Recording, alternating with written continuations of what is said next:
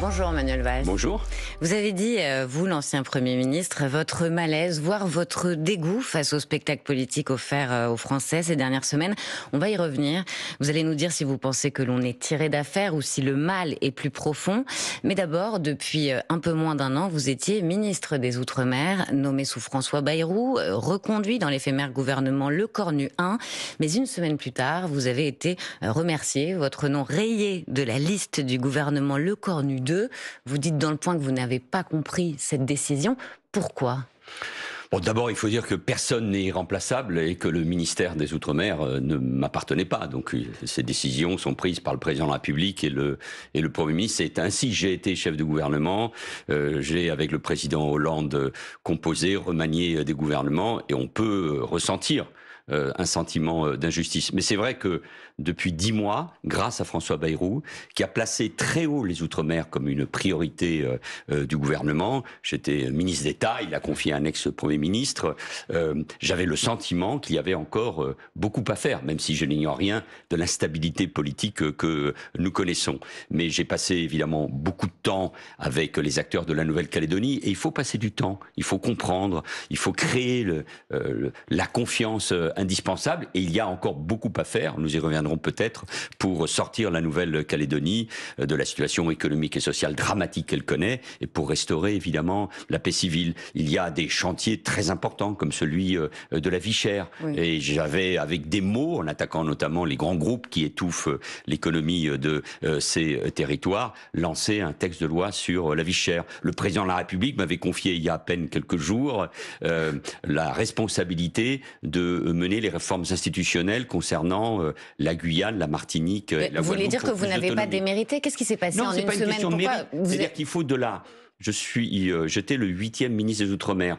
On vient de nommer la 9e ministre des Outre-mer. Et ces territoires, c'est presque 3 millions de compatriotes qui vivent dans ces pays des océans, dans cette France des océans, avaient le sentiment d'une reconnaissance.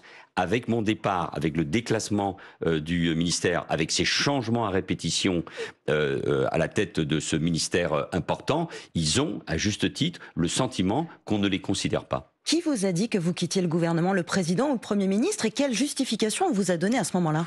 C'est le Premier ministre qui, le dimanche après-midi, m'a dit, avec la voix tremblante et marquant beaucoup de regrets, qu'il ne me reprendrait pas, parce qu'il souhaitait composer un gouvernement totalement renouvelé avec des personnalités de la société civile. J'ai constaté qu'il y a peu de personnes de la société civile et qu'il n'est guère renouvelé. Vous trouvez que c'est pas le cas, ce renouvellement? Vous parlez aussi d'un mélange de cynisme et de mesquinerie.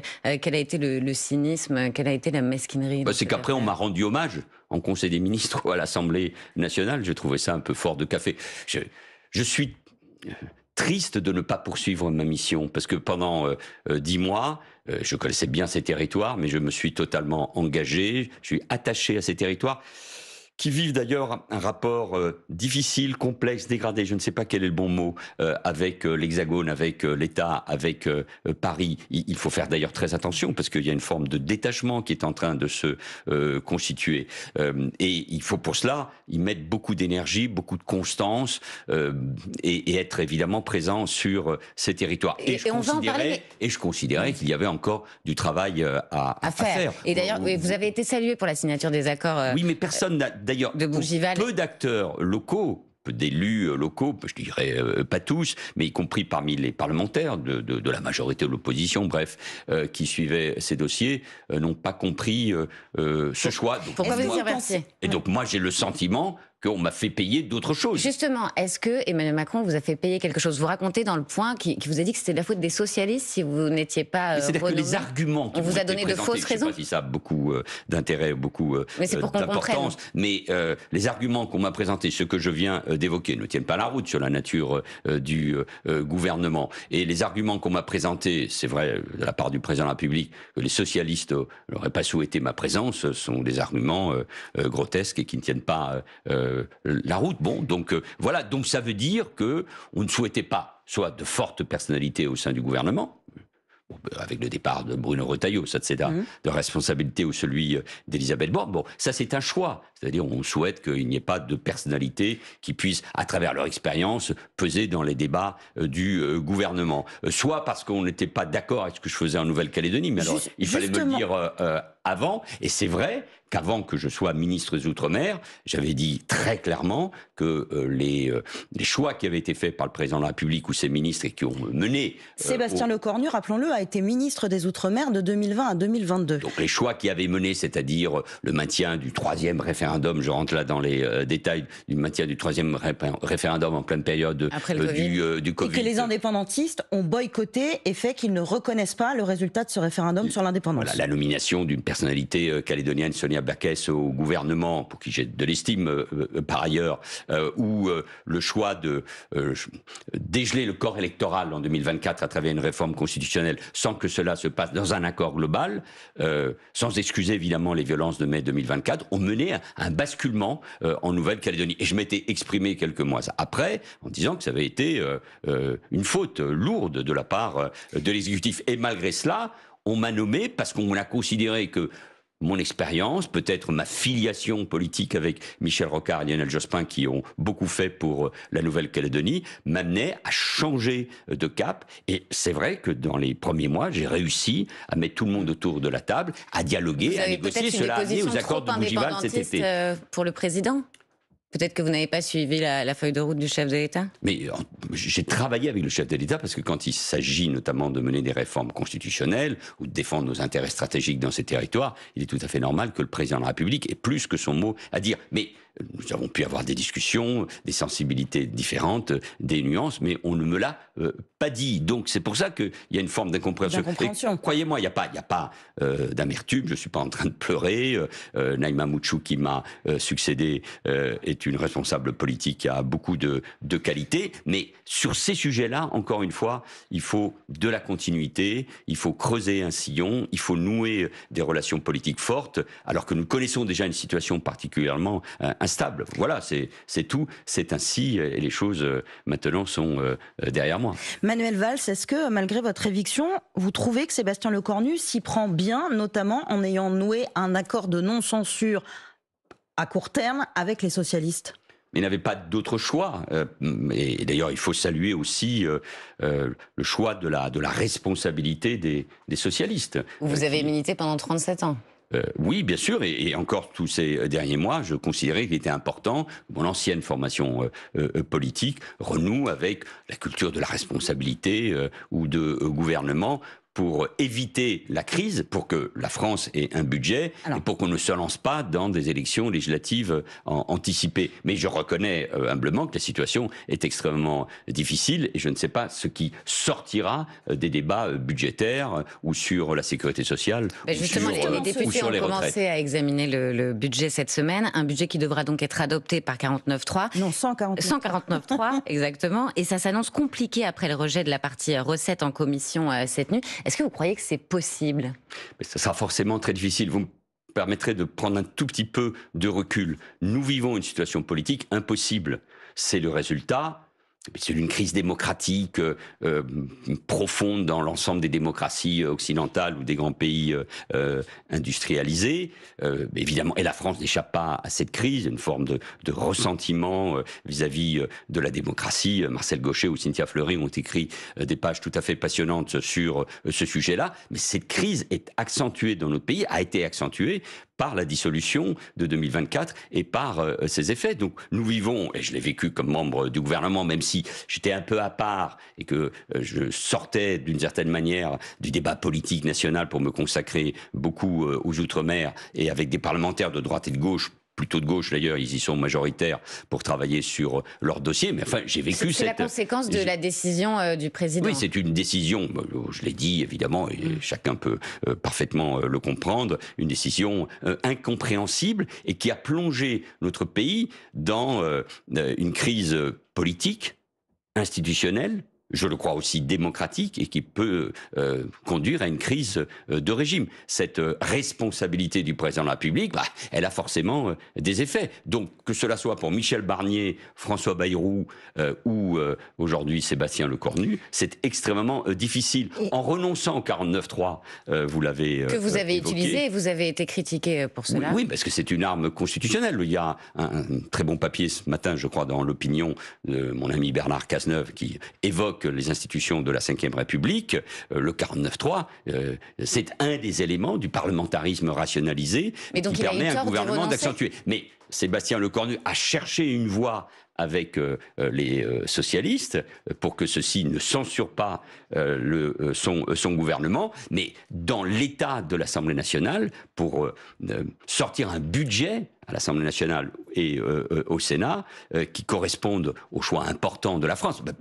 Pardon, on a beaucoup critiqué François Bayrou, mais il a mis sur la table il y a quelques mois un sujet qui semble avoir totalement disparu, qui est le niveau de la dette et le niveau de déficit public, qu'il faut évidemment combattre. Donc de toute façon, cette réalité, et c'est vrai aussi pour les retraites, avec les changements démographiques que nous connaissons, ou les défis financiers que le régime des retraites pose, de toute façon, ceci n'a pas disparu. Donc il faudra forcément trouver des réponses. Des réponses, sachant que les socialistes n'ont pas voté cette nuit à l'Assemblée la première partie du budget. Écoutez le député socialiste Philippe Brun. Pour nous, bien sûr, le compte n'y est pas ce soir. D'ici la séance publique, donc, nous aurons un devoir. Ce devoir implique un changement de cap, sans quoi les socialistes ne sauraient en aucun cas soutenir ce budget. Est-ce qu'il va falloir céder à toutes les demandes du PS pour avoir un budget ? Dans la situation que connaît l'Assemblée nationale, il n'y a pas d'autre choix que de nouer un dialogue entre les différents groupes et de trouver sur les recettes et demain sur les dépenses des solutions. Je vais vous dire mon sentiment profond, et d'ailleurs je fais référence à Lionel Jospin il y a quelques mois dans une interview qu'il avait publiée. Il avait rappelé aux socialistes qu'ils étaient dans l'opposition, qu'ils ne devaient pas voter le budget, qu'ils pouvaient trouver des compromis, mais qu'en revanche, ils ne devaient pas voter la censure. C'est pour permettre la stabilité du pays. C'est là l'utilité du 49.3. C'est-à-dire, on critique le 49.3, on dit que c'est uniquement pour faire face à une majorité récalcitrante. Non, c'est aussi pour permettre à la France d'avoir une stabilité, notamment sur le plan budgétaire. Ce choix n'a pas été fait, bon, c'est ainsi. Donc du coup, la voie à trouver, c'est celle du compromis. Et forcément, les positions sont très éloignées et ça sera difficile. Mais chacun, Brun vient de le rappeler dans ces mots que vous avez diffusés, ne nie pas la volonté d'assumer sa part de responsabilité. Dans un instant, fallait-il suspendre la réforme des retraites avec vous, Manuel Valls, ancien Premier ministre. Mais tout de suite, il est 8h46 et c'est l'info en 1 minute avec Julien Raymond. Le cours du pétrole bondit de 3% ce matin, conséquence des sanctions américaines contre des groupes russes, décision de Donald Trump agacé par l'attitude de Vladimir Poutine. Le président américain veut faire pression au maximum sur Moscou pour mettre fin à la guerre en Ukraine. La Russie, où le cycliste français Sofiane Seili vient d'être libéré, incarcéré depuis presque 2 mois. Sofiane Seili est finalement condamné à une amende d'un peu plus de 500 € pour franchissement illégal de frontières. Il doit rentrer en France dans les prochains jours. De fortes bourrasques de vent attendues sur 19 départements du nord de la France en passant par la Manche, la côte atlantique. La tempête Benjamin souffle aujourd'hui dans le pays. Elle réclame un commissariat de police au sein même du musée du Louvre. Laurence Descartes, la directrice, réagit après le cambriolage spectaculaire de dimanche dernier. Elle reconnaît aussi des failles dans le système de sécurité du musée parisien. Et puis les fans de cyclisme auront les yeux rivés ce midi vers le Palais des Congrès de Paris. C'est là que sera dévoilé le tracé du Tour de France 2026. La course partira de Barcelone le 4 juillet prochain. France Info. Le 8-30 France Info, Aurélie Herbemont, Agathe Lambray. Avec Manuel Valls, ancien Premier ministre, ancien ministre de l'Intérieur et des Outre-mer, on parle des retraites, Aurélie. Sébastien Lecornu a-t-il eu raison de suspendre cette réforme des retraites ou vous déplorez le fait que l'exécutif renonce à la seule réforme structurelle du second quinquennat d'Emmanuel Macron ? S'il n'avait pas renoncé au 49.3, nous venons de l'évoquer, et s'il n'avait pas suspendu la réforme des retraites, il ne serait plus Premier ministre. Aujourd'hui, nous serions peut-être en campagne pour des élections législatives puisque les socialistes auraient voté la censure. Donc il n'y avait pas d'autre choix. voir. Cependant, il faut dire la vérité aux Français. Il faut une réforme des retraites. Que la réforme de 2022-2023 a été brutale, c'est incontestable. Elle s'est faite non seulement contre le Parlement, mais elle s'est faite contre les syndicats, contre les partenaires sociaux et notamment contre la CFDT qui a toujours fait montre d'une très grande responsabilité sur ce sujet. Elle s'est même faite d'une certaine manière contre les Français. Mais nous savons qu'il faudra une réforme de retraite. Pourquoi ? Parce qu'il faut assurer son financement, sauver le système par répartition et puis parce qu'il y a des évolutions démographiques heureuses. Nous vivons plus longtemps. Et d'une manière générale, je pense, moi, qu'il faut travailler davantage pour produire plus. Et il faut sans doute réfléchir à un système de retraite nouveau, intelligent, et celui défendu notamment par la CFDT, que je défends depuis très longtemps, le système par points, qui est moins lié à une mesure d'âge, mais qui tient davantage compte de la durée de cotisation, des carrières, de la pénibilité, de la situation des femmes, etc. Ce système-là me paraît être le plus intelligent. Il a d'ailleurs failli être adopté en 2020, et le Covid, et pas seulement, a mis fin à cette possibilité. Donc, je crois que c'est là-dessus qu'il faut évidemment travailler. Une idée qu'Emmanuel Macron avait envisagée au départ. Emmanuel Macron, dont une petite phrase a bien failli tout faire capoter, c'était en Slovénie cette semaine, il a dit « Ce n'est ni une abrogation ni une suspension, mais un décalage d'une échéance ». Est-ce que le chef de l'État est dans le déni ? Mais je pense que le chef de l'État doit laisser son Premier ministre et le gouvernement agir. Il y a eu progressivement... Bien, il est capable, Emmanuel Macron, de lâcher prise sur l'éducation nationale. Je sais pas si je Vous l'avez beaucoup côtoyé. Bien, oui, je l'ai beaucoup côtoyé jusqu'en 2016. Et puis, évidemment, mais dans le respect des institutions et du rôle du chef de l'État, ces derniers mois. Mais là aussi, je voudrais prendre une seconde de recul. Parce que moi, je ne suis pas député. Évidemment, je vous m'invitez, c'est normal, à commenter la vie politique. Mais la France a des défis considérables. Il y a évidemment la guerre en Ukraine qui nous oblige à augmenter nos dépenses. Et ça, c'est un débat fondamental en matière de défense, de sécurité. Il y a sans doute le grand débat à venir qui est celui de la souveraineté numérique. Parce qu'on voit bien que l'alliance aux États-Unis entre Donald Trump, les GAFAM, Wall Street, les courants religieux ultra-conservateurs met en cause d'une certaine manière la démocratie. Et comment l'Europe et donc la France se protègent face à cela. Et puis évidemment l'état de nos finances public et de la sécurité sociale. Donc autour de ces débats que je crois fondamentaux, il faut que nous soyons capables d'avoir un débat et des accords, évidemment avec les partenaires sociaux, mais surtout entre les formations politiques et les groupes qui sont représentés au Parlement. Et on n'échappera pas à cela. Là, c'est difficile, on le voit bien. Parce qu'on est à la fin d'un quinquennat, nous vivons une crise politique, l'exécutif est profondément rejeté, mais comme je ne crois pas au retour du débat traditionnel droite-gauche, vu la force du RN, mais aussi de LFI, nous n'aurons pas d'autre choix demain que d'aller vers des coalitions, mais qui ne visent pas uniquement à empêcher, je ne sais pas, la victoire du RN, par exemple, au hasard, mais à proposer un projet aux Français. Donc, j'espère que de cette situation-là, ce qu'on appelle le bloc central, mais aussi les socialistes, apprendront progressivement à travailler ensemble pour demain bâtir ces coalitions et les présenter au projet, mais à condition qu'elles soient accompagnées d'un discours de vérité et de réforme. Vous défendez le macronisme alors ? Non.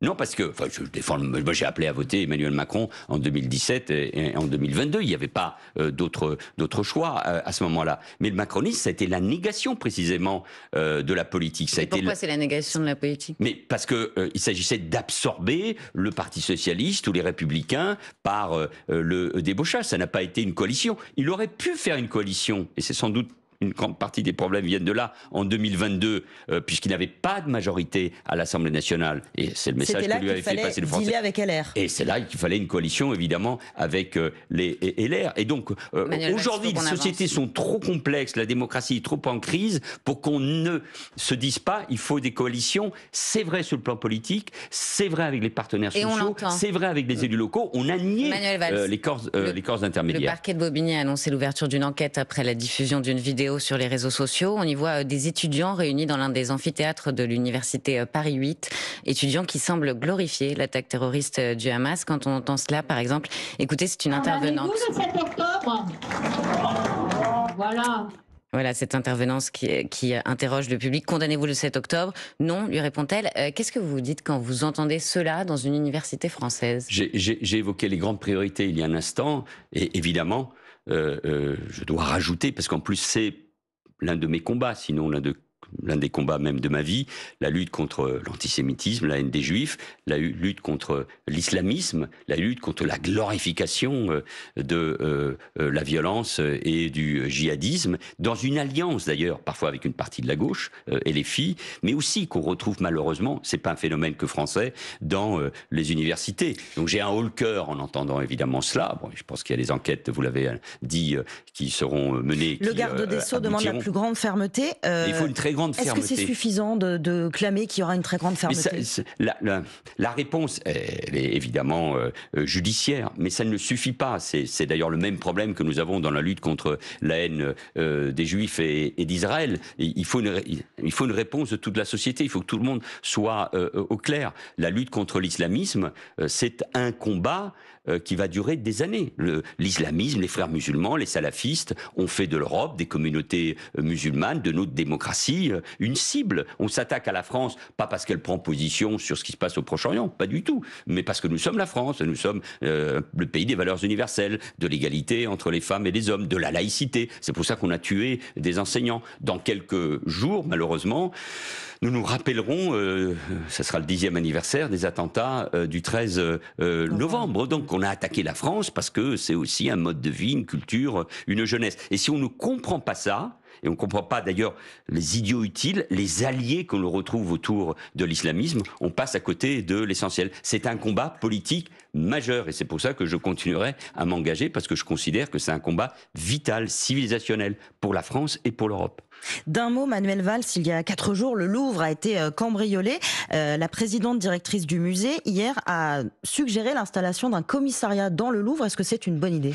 Oui, je pense que ça fait partie des idées, des réponses. Quand j'étais ministre de l'Intérieur, j'avais mis en place une brigade anticriminalité sur place pour lutter contre les phénomènes de pickpocket. J'ai été frappé quand même par l'effet dans notre pays, mais partout dans le monde de ce cambriolage, alors que nous avons l'un des plus beaux musées du monde, le plus grand en tout état de cause, que d'ailleurs la France est le pays peut-être qui investit le plus pour son patrimoine et le plus pour la culture malgré mais qui s'est les révélé difficultés, très fragile. Mais qui se révèle fragile et qui ouvre tout à coup un débat sur notre déclassement, sur au fond les passions parfois tristes et mortelles de ce pays. Nous sommes dans un moment de basculement où tout est utilisé. Un fait comme celui-ci, et qui est grave, il faut apporter évidemment des réponses pour parler du déclassement, du déclin de la France. Et moi, je veux lutter, il faut lutter aussi contre ce sentiment. La France reste un grand pays avec des atouts. Faisons attention, parce qu'on est dans un de ces moments, faisons attention, parce qu'on est dans ce moment où tout bascule. L'élément central qui est mis en cause au niveau global, au niveau européen et au niveau français, c'est un risque majeur pour notre démocratie. Moi, j'aime l'histoire, j'aime la culture, et quand je relis ce qui s'est passé au moment de l'affaire Dreyfus ou à la fin des années 30, on voit bien qu'on est, les comparaisons ont leur limite, Manuel dans Valls, un de ces moments majeurs pour l'avenir de notre pays. On vous entend comme tous les jours, c'est le moment de la question qui a retrouvé sur les réseaux sociaux de France Info. Aujourd'hui, la question qui fait la paix avec vous, Manuel Valls. Vous avez été ministre de l'Intérieur, Premier ministre, mais après votre départ de Matignon et votre défaite à la primaire du PS, vous avez connu une difficile traversée du désert, vous avez été critiqué, incompris. Est-ce qu'aujourd'hui vous êtes en paix avec cette histoire ou vous vous refaites le film, vous vous dites que vous auriez dû faire les choses autrement? On peut toujours se dire, mais il ne faut pas vivre avec des regrets, et encore moins avec des remords. J'ai eu la chance, grâce à François Bayrou d'ailleurs, pendant 10 mois, d'assumer ces belles responsabilités. C'est une chance incroyable, vous savez, quand on est né à Barcelone, quand on est naturalisé à 20 ans, d'avoir été maire, député, Premier ministre, ministre, et d'avoir encore des responsabilités. J'ai la passion de mon pays, j'aime ce que j'ai fait, je veux défendre les idées, défendre l'indépendance de la justice qu'on n'a pas évoquée, défendre le service public de la télévision qui est mis en cause. Bon, donc sur tous ces sujets-là, il y a de beaux combats à mener, j'ai toujours cette énergie. Vous vous considérez comme un grand brûlé de la politique, Manuel Valls? Non, je me considère comme un politique qui a réussi de grandes choses, qui a fait aussi des erreurs, qui a connu des échecs, mais je me considère avant tout comme un Français, un républicain de gauche et un patriote qui a envie toujours de faire entendre sa voix et ses idées. Merci beaucoup Manuel Valls d'avoir répondu aux questions de France Info.